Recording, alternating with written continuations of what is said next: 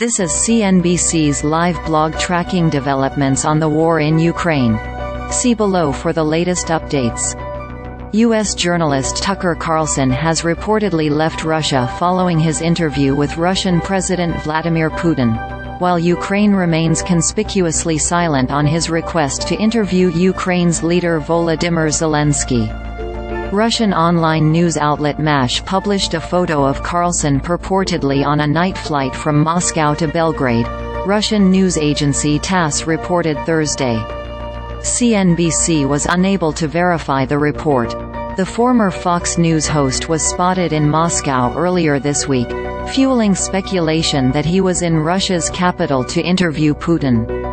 Carlson, who has expressed support for Russia, and the Kremlin confirmed that he had met and interviewed Putin Tuesday. The interview will be broadcast later Thursday on X and Carlson's media startup at 1800 Eastern Time. Ukraine's leadership has remained conspicuously silent on U.S. journalist Tucker Carlson's interview request following the journalist's repeated criticism of Kyiv. Carlson interviewed Russian President Vladimir Putin earlier this week. The former Fox News host has expressed pro-Kremlin views while disparaging U.S. support for Ukraine, criticizing Western media interviews with Ukraine's President Volodymyr Zelensky and the president himself, calling him "sweaty and rat-like," and a "persecutor of Christians."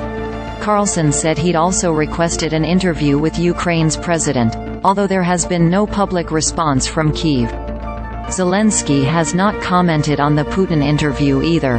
Deputy Prime Minister Hanna Maliar noted on Telegram that the only interview that is safe in this situation is an interrogation in The Hague, alluding to the arrest warrant issued by the International Criminal Court (ICC) for Putin, accusing him of the war crime of the illegal deportation of children from Ukraine.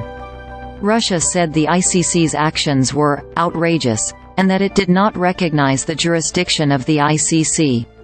Russian state media tracked Tucker Carlson's every move while he was in Moscow, and Maliar noted that, "The Russian information environment is happy that a famous American journalist will interview Putin. There are such democratic practices that can lead to the destruction of the bearers of democratic values," Maliar said.